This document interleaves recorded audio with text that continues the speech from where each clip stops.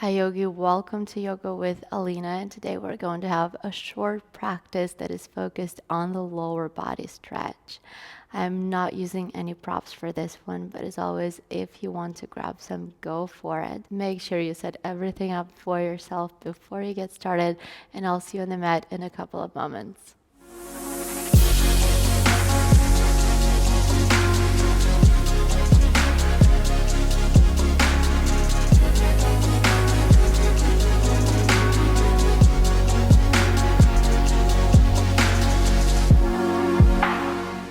We're going to start this practice in child's pose, and for this one I really recommend to bring the knees apart a little bit more and then walk the hands forward, letting the forehead drop down, letting the body relax to set up the tone for the practice, because there's never any rush. And take the next couple of moments here just to bring yourself into the mat. The mind, the body, well, the body is here, but where's the mind?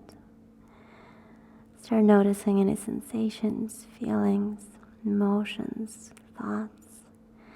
And as you're doing a disconnect from the outside world, whatever might have happened before you stepped on the mat, and whatever you might be excited for after, and simply be fully present for this quite short practice.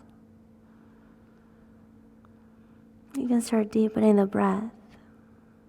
Creating nice deep inhales, and we're going to match that with long exhales, sending the air up and down the back of the throat and creating an ocean-like sound. In and out through the nose. You can visualize the air traveling up and down the spine. That can be very powerful. And simply be.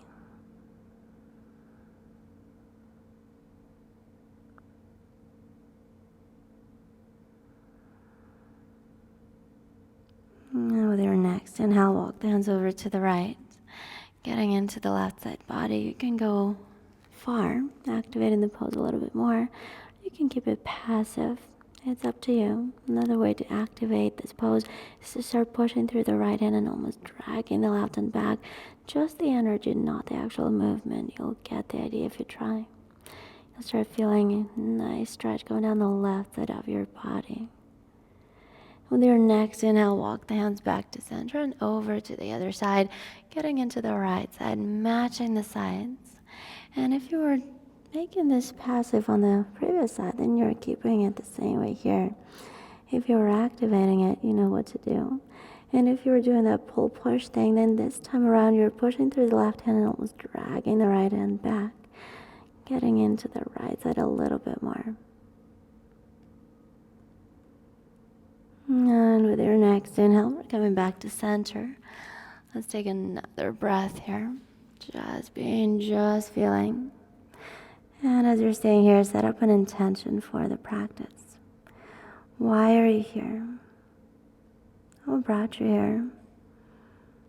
And what is it that's going to keep you here the entire practice? Very personal question.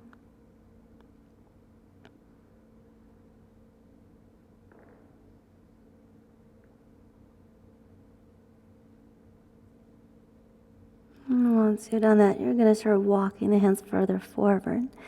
As you're doing it, shoulders are sliding down, shoulders away from the ears, the shoulder blades gliding down the back. Just your hands are pulling forward. The elbows are going to lift off the mat.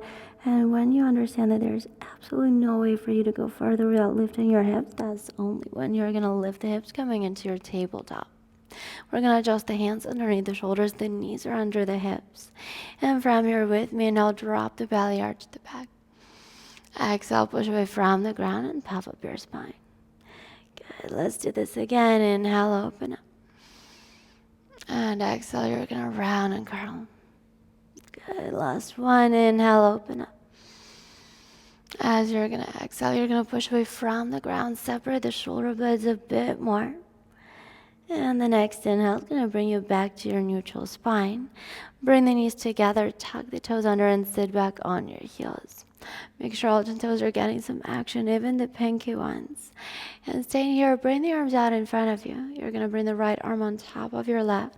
Bring the palms to face one another. Draw the shoulders away from the ears and move the wrists side to side. If that's enough of the wrist stretch, you're staying here. If you need more, you're going to thread the palms through, trying to straighten the elbows. They might not go all the way straight, and that will be fine. If they do, you can bend and straighten the elbows a couple of times. That's going to get into your forearms. And then let it go, shake it out. We're staying on the toes. We're just going to go to the other side with the arms. Bring the arms out in front of you. Left on top of right. Bring the palms to face one another. Interlace the fingers and move the wrists. Draw the shoulders away from the ears. Neck is staying nice and long. Good. And then if you want, you can flip the grip, threading the palms through. You can bend and straighten the elbows a few times. Take your time with that one. Good. And we're going to let it go. Shake it out. And this is where you're going to lean forward, tap out the tops of the feet, let go of that stretch. And we'll keep the tops of the feet down on the floor, roll the heels in towards one another, sit back on the heels, getting into the shins, getting into the ankles. Make sure the heels are not rolling out because they'll try to. You really want to pull them in a bit more. Then dial the fingers with back, connect the palms to the ground. You can micro bend the elbows here. If you're micro bending the elbows, heels of your palms are staying down. And one thing I love doing is exploring the pose here, rocking a little bit side to side. If that speaks to you, go for it. If it doesn't speak to you, leave it out. No hard feelings. We're going to take a few breaths here. Good. And then simply flip the palms to face the ceiling. Top of the hands are down. The fingertips are facing back. You can bend and straighten your elbows a couple of times. You can create fists with your hands. You can wiggle your fingers. You do whatever you need to do with this one. As long as you're feeling, I'm happy. Good. And we're going to inhale, lift ourselves out of it. Shake out the wrists. And bring yourself into tabletop again. Circle out your ankles here. When you circle them enough, circle the other direction, keeping the balance. And we're going to find stillness in the tabletop. Keep the shape. You're going to step the right foot outside the right hand. And once the right foot stays outside the right hand, you find yourself pretty comfortable there. Send the left knee further back. You're coming into lizard lunge, getting into a pretty deep hip opener right off the bat. You can stay on your hands. You can use props if you're using them for this practice, or you can drop down on the forearms. If you're dropping down on the forearms, though, make sure the elbows are staying in line with the front heel. And if you're using your props, same thing. The props are staying in line with the front heel. As long as the alignment is there, I'm happy. We're going to take a few breaths. Nothing crazy. We're not holding this poses for too long today. Just enough to feel. Hopefully enjoy a little bit and then move on. So if you're down on the forearms like I am right now, lift yourself back on your hands. And you're going to squeeze the right knee to touch the right tricep. Squeeze it in as much as you can. Engage the right inner thigh. Left hand stays down. Right arm reaches up. Simple twist. You're twisting towards the right side off the rim. Keep spinning the right knee in or pushing the right knee into the midline. And then bend your left leg. Send the right hand behind you, grabbing the left foot. Pull your left heel in closer to your glute. Look back behind you. That's going to keep the twist in your body. And then you're going to switch focus to the right outer glute. We're going to send the right knee out. As you're doing it, lift the right big toe off the floor. Once you've done that, the hips are going to sink lower. You'll feel it more. Let that happen. Keep looking back. This is still a twist.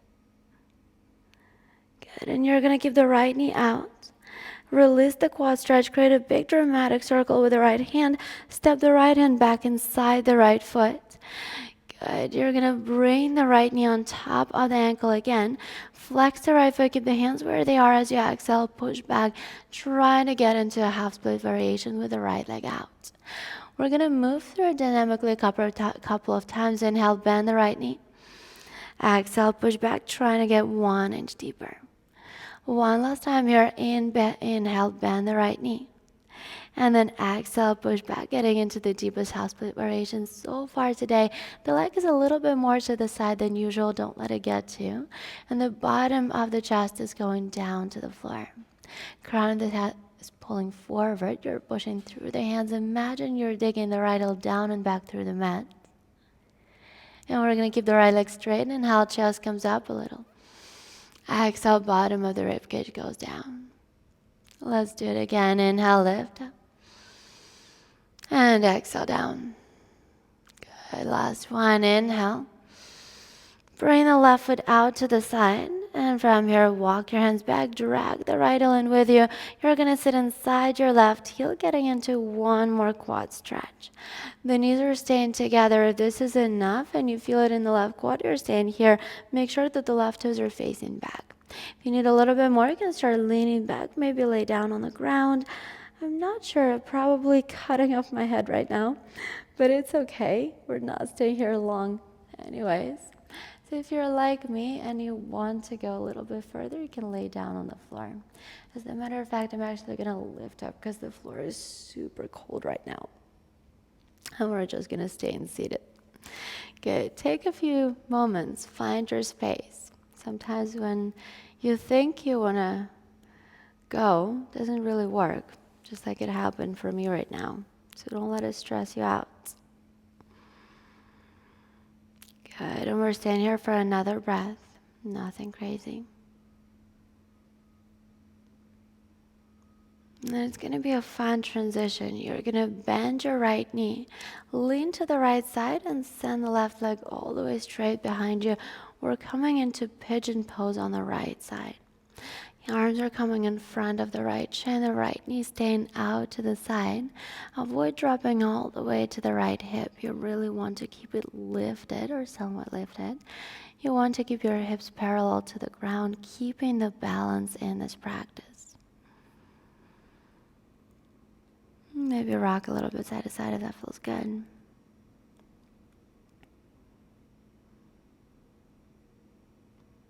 Good, and we're going to inhale and walk the hands back up. Lift the chest, bend your left knee, send the left hand behind you, grabbing foot or ankle, quad stretch, pushing the heel in, sending the left shoulder forward. Square off your shoulders, try to face the front of the room. Beautiful job. We're going to let it go. Hands underneath your shoulders. Tuck the back toes under. You're going to step back, creating somewhat of a tabletop again, but straighten the right leg back behind you. It's going to feel really good. I promise you that much. We're going to come back to our tabletop, adjust the tabletop, hands under the shoulders, the knees are under the hips. And this is how we'll go to the other side. Step the left foot outside the left hand. Make sure the hands are in line with the front heel, and from there, send the right knee back a little bit more. You're going to sink the hips. Staying here. Good. And if you want, you can drop down on the forearms. You can use your props. As long as the alignment is there, you're good. And alignment being the elbows in line with the front heel, or the props in line with the front heel, or the heels of your palms in line with the front heel. The truth is, it doesn't really matter to me if I'm on the forearms or on the hands. I'm feeling the same in my hips. It's just that when I'm on the forearms, because flexibility allows me to be there, it's a little bit easier to hold, because obviously forearms are a bigger square footage to hold my weight. And then if you're down on the forearms like I am right now, lift yourself back on your hands. We're going to squeeze the left knee to touch the left triceps, engage the inner thigh. Right hand stays down, left arm reaches up. Simple twist. You're going to twist towards the left side of the room. Push down to lift a little bit higher. Imagine someone is pulling you up.